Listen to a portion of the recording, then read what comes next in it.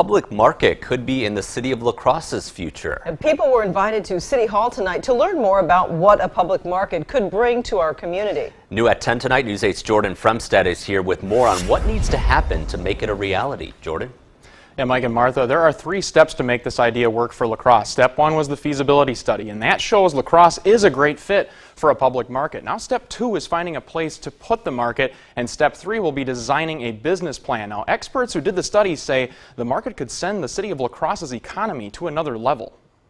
Since October, the city of La Crosse has been working with public market development to find out if a market would thrive in the city. I think La Crosse has some real advantages. In other words, the answer is yes. I think the big surprise to me was how much of a regional shopping center La Crosse is. That basically, from an hour around, people regularly use La Crosse as the place where they do their shopping.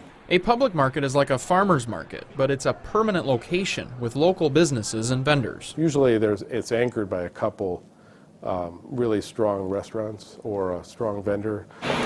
You're looking at some businesses in your community that would do really well to be in a market. A feasibility study found that the education level in the city is higher than average, but the income level is below average. Public market expert Aaron Zaretsky, who authored the study, says it could help raise the income level by giving new local entrepreneurs a chance to get their business off the ground. I think it's kind of a win-win situation both for the market and for the city. Zaretsky has more than 40 years experience studying the economic potential of public markets.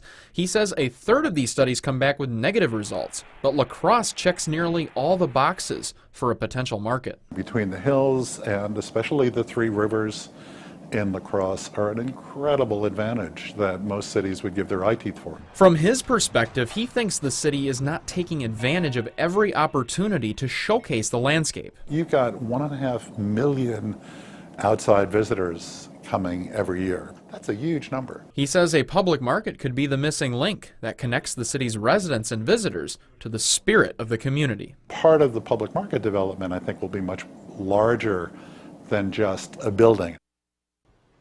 Now they're looking at about 8 sites right now, and they hope to have it down to at least 3 by the end of the week, and then they'll plan on picking a site and come up with that business plan. Bottom line, it sounds like this is something that will happen in La Crosse at some point in the future. All right, thanks a lot. It's an exciting idea, Jordan, and city planning officials say the design process could take about 2 years, and the city still needs to figure out how they're going to pay for the project.